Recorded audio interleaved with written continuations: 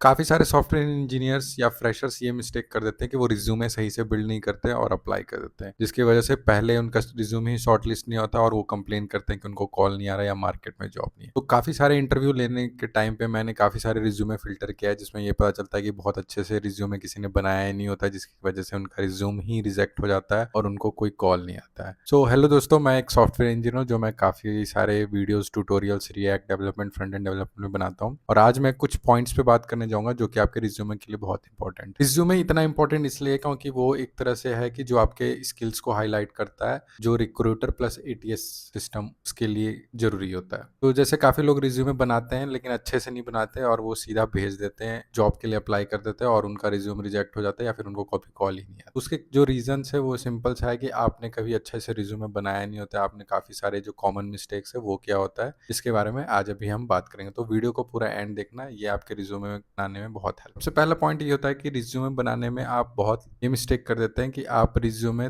1 से 2 पेज का बना देते हैं। तो ये भी एक अच्छा पॉइंट नहीं है क्योंकि रिज्यूमे इतना बड़ा नहीं होना चाहिए कि पढ़ते पढ़ते आदमी परेशान हो जाए या फिर उनको कुछ मिले ही ना। रिज्यूमे का आपने ऐसे समझना है कि रिज्यूमे एक मार्केटिंग टूल है जो आपकी पूरी कहानी नहीं बताता है, बल्कि सिर्फ वो चीजें हाईलाइट करता है तो रिक्रूटर को चाहिए। सो बेसिकली अगर रिक्रूटर को चाहिए कि कोई फ्रंट एंड डेवलपर हो जो कि रिएक्ट वगैरह में काम करता हो, तो वो रिक्रूटर सिर्फ वही कीवर्ड्स ढूंढता है रिज्यूमे में। अदरवाइज अगर आपने कुछ और भी वेग साथ लिखा होगा तो वो उस पर फोकस नहीं करेंगे, वो आपका रिज्यूमे सीधा रिजेक्ट कर। रिज्यूमे सिंगल पेज का रखो। अगर आप 5 साल से कम एक्सपीरियंस के हैं तो सिंगल पेज रिज्यूमे ही चलता है। मैं 7 साल एक्सपीरियंस हूँ, फिर भी मैं अभी भी सिंगल पेज रिज्यूमे बनाता हूँ। हाँ, अगर आप बहुत ज़्यादा सीनियर डेवलपर हो जाते हैं, 8-10 साल का एक्सपीरियंस हो जाता है, तो आप 2 पेज के रिज्यूमे बना सकते हो। रिज्यूमे को ब्रेक डाउन मैं कर देता हूँ कि कैसे रिज्यूमे होना चाहिए। तो सबसे पहले जो होना चाहिए वो आपका हेडर होना चाहिए। हेडर में आप अपना नाम, एड्रेस वगैरह लिख सकते हैं, email ID, GitHub links, LinkedIn links ये ऊपर डाल सकते हैं, प्लस फ़ोन नंबर डालना बहुत ज़रूरी होता है और ईमेल आईडी बहुत इंपॉर्टेंट होता है। अब कुछ लोग एड्रेस में पूरा एड्रेस लिख देते हैं जो कि नहीं लिखना चाहिए। आप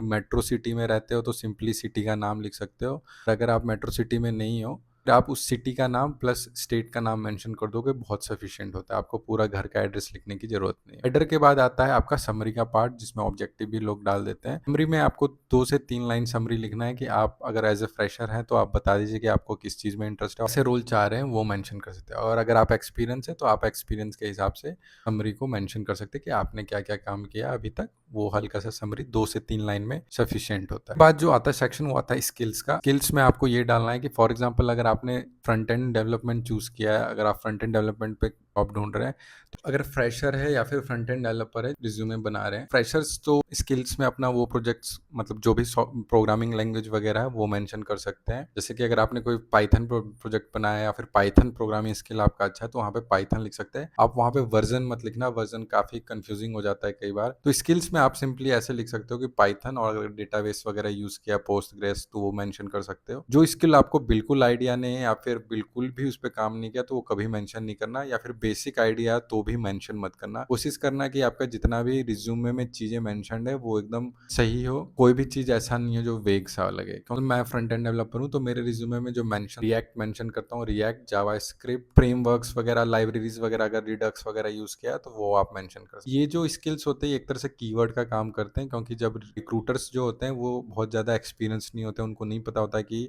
कैसे रिज्यूमे फिल्टर करने, तो उन्हें कोई इंजीनियर ये गाइड कर देता है कि आपको जहां भी रिज्यूमे में रिएक्ट, रिडक्स वगैरह मिल जाए, जावास्क्रिप्ट मिल जाए, उस फ्रंट एंड डेवलपर के इंटरव्यू के लिए शॉर्ट लिस्ट कर लेना। तो इस तरीके से वो सर्च करते हैं कीवर्ड्स। हेडर के बाद समरी होता है और समरी के बाद फिर स्किल्स में आपको ये मेंशन करना पड़ेगा, और ये सबसे इंपॉर्टेंट जगह है क्योंकि स्किल जो है वही आपको बेसिकली एटीएस में भी और ऐसे नॉर्मली रिक्रूटर जब रिज्यूम फिल्टर करते हैं तो वो पढ़ के ही आपका रिज्यूमे सिलेक्ट करते हैं। तो स्किल्स सेक्शन के बाद आपका सेक्शन आता है, अगर आप फ्रेशर है तो आपके प्रोजेक्ट्स आएंगे, जो भी एकेडमिक प्रोजेक्ट्स आपने बनाए होंगे वो सब उसमें ऐड करना होता है। उसमें आप थोड़ा डिटेल्स में 1-2 लाइन मेंशन कर सकते हो कि आपने कैसे क्या क्या प्रोजेक्ट किया है।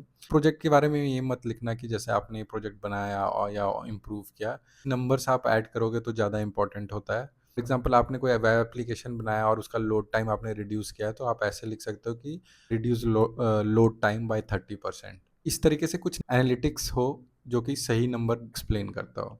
उसके बाद प्रोजेक्ट्स आप मेंशन कर दोगे। फिर अगर आपके अचीवमेंट्स में कि आपने कोई पार्टिसिपेट किया था किसी हैकाथॉन में और विनर रहे होंगे या फिर रनर अप रहे होंगे, तो वो आप अचीवमेंट्स में मेंशन कर सकते हो। बट अगर आप सिर्फ पार्टिसिपेट किया है तो आप लिख सकते हो, अचीवमेंट्स में नहीं लिखना उसको, मतलब एक्स्ट्रा करिकुलम में लिख देना। अचीवमेंट्स में वही लिखना जो आप अगर विन किया। मेक इट रेलेवेंट, मतलब अगर आपने सॉफ्टवेयर इंजीनियरिंग के किसी तरीके से कंपटीशन में पार्टिसिपेट किया है तो उसी को मेंशन करना। अदर कंपटीशन या रेस वगैरह में अगर आपने जीता हो तो वो प्लीज मेंशन मत करना, क्योंकि वो इरिलेवेंट हो जाता है आपके सॉफ्टवेयर करियर के हिसाब से। प्रोजेक्ट्स आप मेंशन करोगे और लास्ट में अचीवमेंट्स वगैरह मेंशन करोगे। में कुछ पॉइंट्स हैं जो कि एज अ फ्रेशर आपको इंपॉर्टेंट होता है आपके लिए, कि गिटहब आप जरूर मेंशन करना और लिंक्डइन का प्रोफाइल का जो यूआरएल होगा वो भी मेंशन करना। अगर हेडर में आपको जगह मिल जाए तो वहाँ पे मेंशन करना, नहीं तो बॉटम में आप सोशल प्रेजेंस करके सेक्शन बना के सकते हो। तो एक पेज का रिज्यूमे ही रखना। अगर आपने बहुत सारे प्रोजेक्ट्स किए हैं तो सिर्फ वो प्रोजेक्ट्स हाईलाइट करो जो बहुत ज़्यादा इंपॉर्टेंट है और जो आपको लगता है कि आपने उसमें बहुत अच्छा काम किया है आपको, या अच्छे तरीके से उन प्रोजेक्ट्स के डिटेल पता है, उसे मेंशन करना। क्योंकि इंटरव्यू में जनरली आपका डिस्कशन जब होगा तो वो आपके रिज्यूमे के अकॉर्डिंग ही होगा, इसलिए ऐसा कुछ उसमें मेंशन मत करना जिसके बारे में आपको पता नहीं हो। नहीं तो इंटरव्यू के टाइम पे अगर उन्होंने टेस्ट ले लिया तो आपका जो इंप्रेशन है वो खराब हो सकता है। आप एक्सपीरियंस्ड हैं और आप अपना रिज्यूमे बिल्ड कर रहे हो तो इसमें स्किल्स तक तो आपको सेम करना है, लेकिन इंस्टेड ऑफ प्रोजेक्ट्स आपको वहाँ पे एक्सपीरियंस डालना होगा, कि आपके जो पास जॉब एक्सपीरियंस है उससे रिलेटेड आपको डालना है।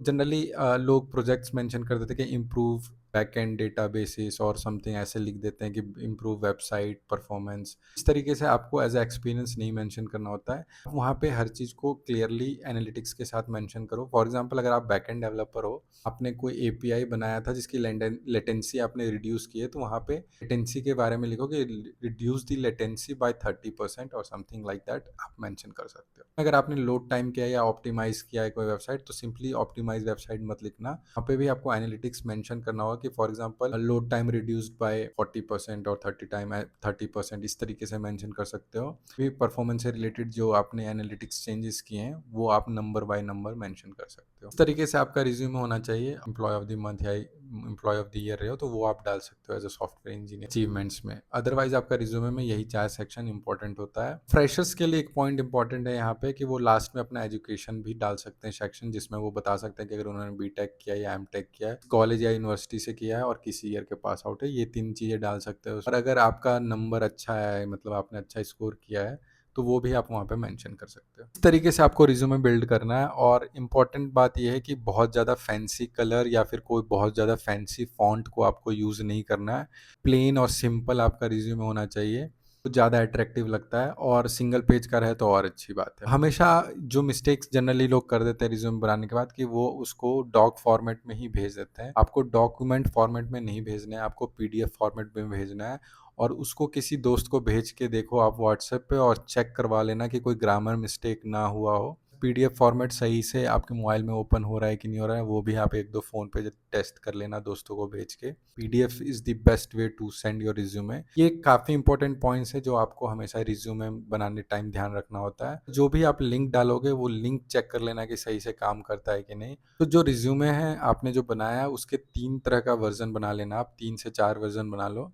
एक ऐसा बनाना जो मास्टर वर्जन होगा, जो कि आप जिस रोल के लिए ढूंढ रहे हो उस पे फिट बैठ जाए। बाकी जो 2-3 वर्जन होगा वो अलग अलग एस्पेक्ट से डाल सकते हो आप। जैसे फॉर एग्जांपल मैं एक फ्रंट एंड डेवलपर हूँ बट मुझे बैक एंड का भी नॉलेज है, एक रिज्यूमे फुल स्टैक डेवलपमेंट के हिसाब से बना लेता हूँ, एक बनाता हूँ फ्रंट एंड डेवलपमेंट के हिसाब से, एक बनाता हूँ मास्टर जो कि किसी को भी दे सकता हूँ, तो मेरे स्किल सेट पे मैच करता हूँ मैं उसमें भेज सकता हूँ। इस तरीके से आपने भी अपने अलग अलग रिज्यूमो के वर्जन बना लेने हैं। जो वर्जन आपका फिट बैठता है आप वही वर्जन भेजोगे। ऑनलाइन आप गूगल पे जाके सर्च कर लेना, एटीएस स्कोर का कोई भी बहुत सारा फ्री सॉफ्टवेयर होगा, वहाँ पे अपना रिज्यूमे डाल के देखना और चेक कर लेना कि आपका एटीएस स्कोर क्या है।